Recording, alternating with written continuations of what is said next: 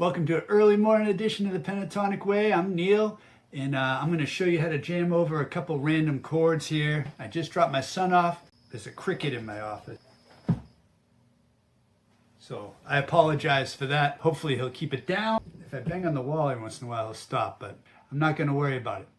So all right, so sometimes in life, you're jamming with somebody and they throw some random chords at you, and sometimes they're non-diatonic, which is always kind of interesting. What scale should I use? What mode is this? What key is this in? Anyway, so a little something we do every week in the membership is we'll go to the wheel of chords, we'll pick 2 random or 3 random chords, and you have to figure out where on the neck to play the chords and then what scales go with them. So I'm going to run you through that right now. We'll do 3 chords today, all right? To make it a little tougher on me. I should name this cricket. If anybody has a name for this cricket, put it in the comments below. I'd love to hear it. So yeah, let's go to the wheel of chords, all right? Right. So here's the wheel of chords. Try to hold it steady. Let's let her rip. Got some volume here. B major. Close that. Let her rip one more time. I better write these down. Let me grab a pen. What do we have? We got dominant. So E dominant 7. Very cool. This is going to be interesting. And our third chord is C sharp minor. Okay, cool. All right, cool. So we have our 3 chords here. We got, wait, where did I write it? B major. So let's see, where would I play that? Where would you play B major? I kind of think of it right here. Right, at the 7th fret. And for that one, in that case, it would be the 2nd shape of the pentatonic. God. It's gonna drive me nuts. How long do crickets live if they don't eat? Cool. So that's E major. Got E7. I'd play it here based on this E, right? And then we have the 7. And then C sharp minor. This one's a little weird. So probably be here. That's a way to play it, but I want to keep it up here, so I could play it using this C sharp, right? So C sharp minor. So here, how those sound in context or in progression.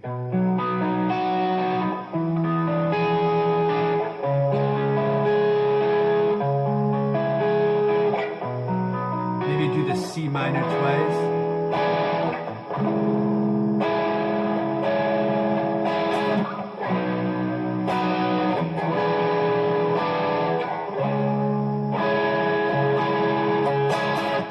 I think those work.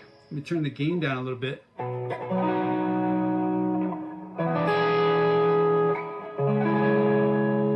I think they work.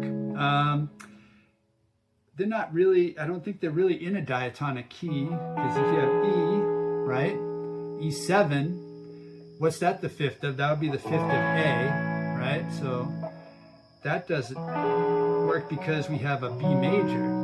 The C sharp minor works in A. But the B major, I mean, you could think of it as possibly going like the 5 of the E7, but in that case, it would usually be a B7. If this doesn't make sense to you guys, drop it in the comments and I'll make sure to kind of explain this more, but I'm just trying to think of what key this would be in. I don't think it really fits into any key because of this 7th chord, right? Those are usually the 5 chord from a key. Anyway, but it doesn't matter because I think it really works. You know, it really has a nice sound to it.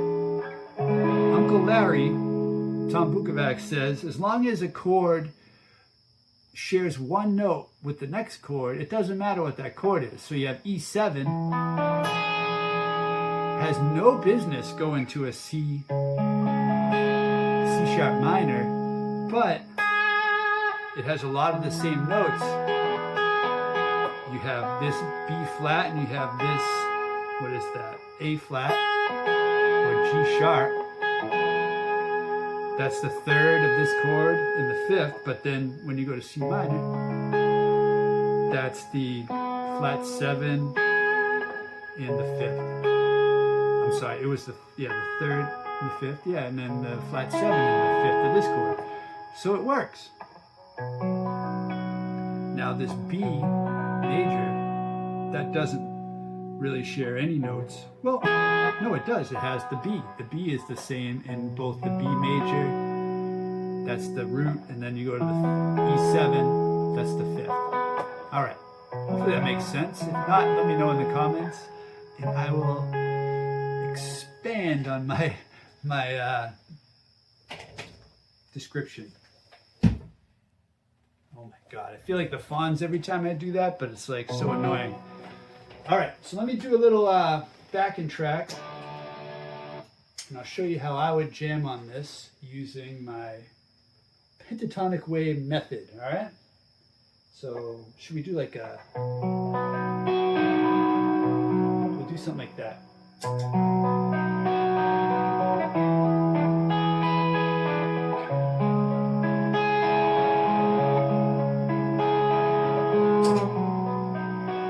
right, there's the E7, C minor.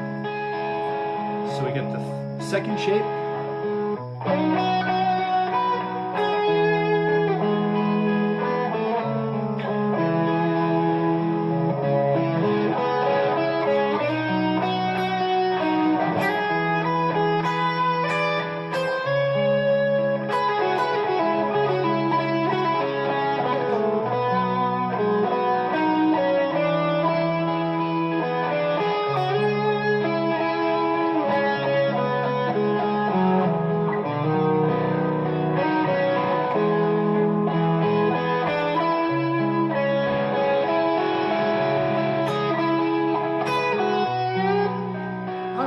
Cool, yeah, I like how it sounds. It has some cool like twists and turns when you're playing with the scales.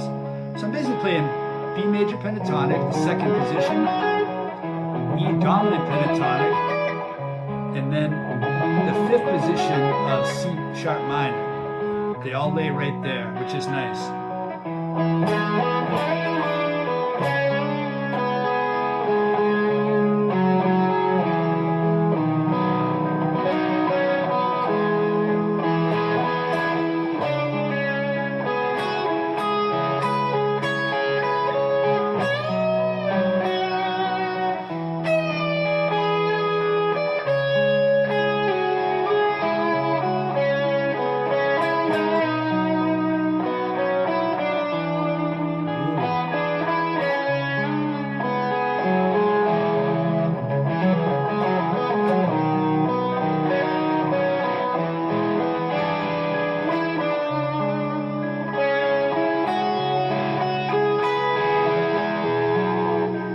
So it's really that flat 7 in the E that gets you, because that's the one that really stands out.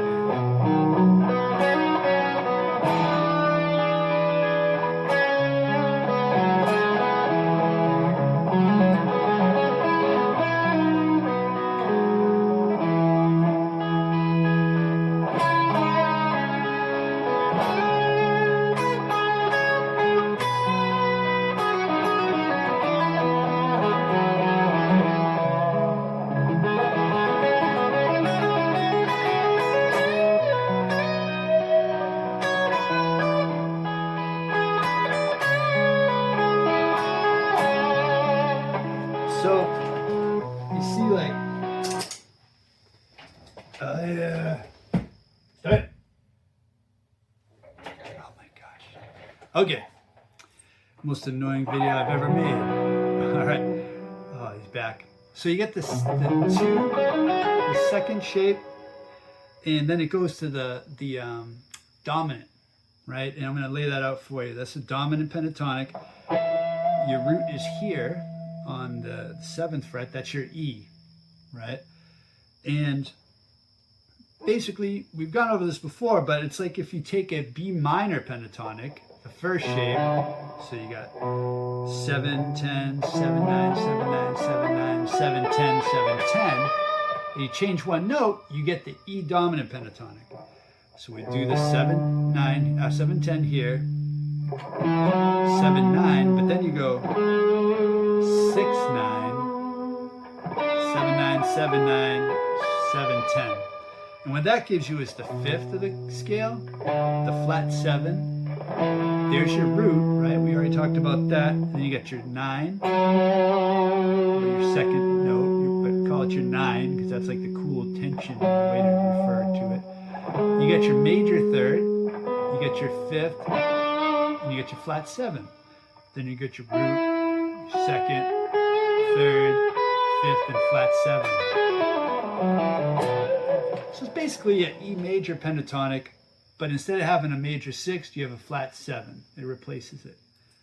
So yeah, pretty cool. So you can hear it, the chords change by using these pentatonics even without the chords being played behind it. So here's B.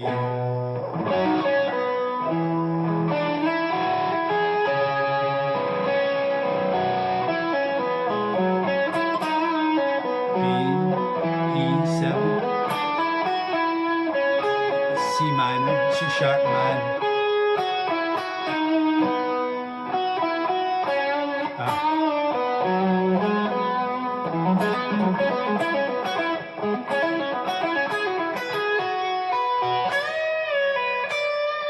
E7, C sharp minor.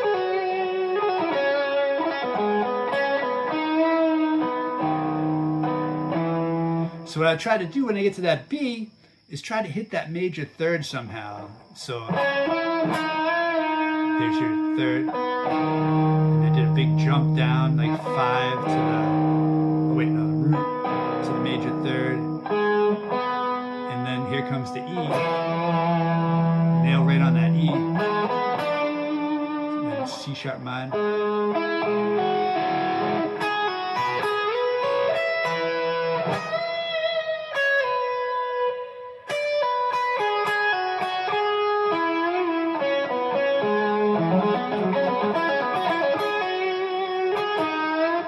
All right, cool. So where are other places we can play it just for laughs? We got B here, B major. You got E7. And then you got C sharp minor. So maybe I would do this because the C sharp minor is here. I could turn this B and then just keep these 3 notes and run to the next note here, which is the major third, and you have that cool inversion. I love the sound of that because you have this and that kind of purring down in the bass. And then you have E7. You could do this. That's like an inversion with E flat in the bass. So you have 5, 6, 4, 5. And then you got your C minor right there. With your C minor. See that?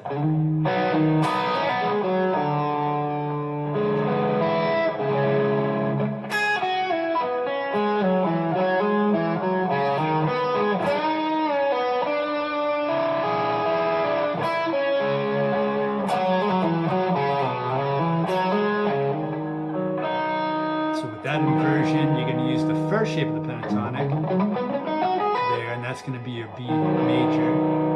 And then with this inversion for the E, you're going to use, I think it's the 4th shape of the dominant pentatonic, which is this. So that's 4, 7, 5, 7, 4, 6, 4, 7, 5, 7, 4, 7. And then last but not least, your C sharp minor. You're going to get the 4th shape of the pentatonic right there. That makes that a C sharp minor pentatonic. So you got it.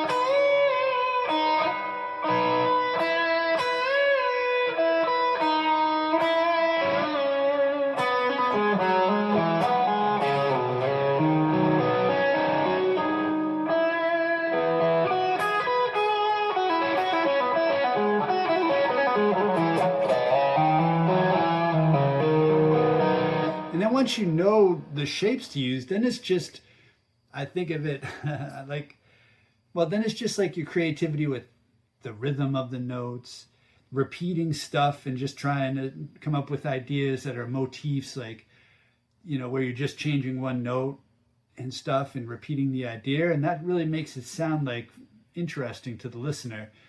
I always think of it like before it was a maze, now it's a playground, right? Before you'd be like, oh, I don't know where I'm going. I'm just kind of winging it. I'm hoping I land on the right notes in this like big scale. Because if you add all those up, you really end up with like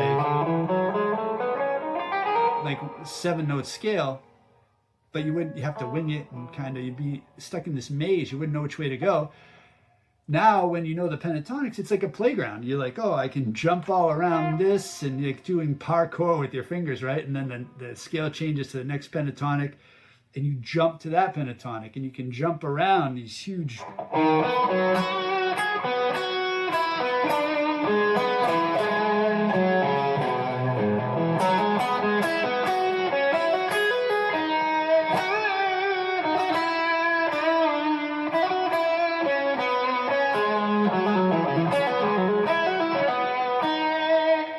and you can know where the next step is.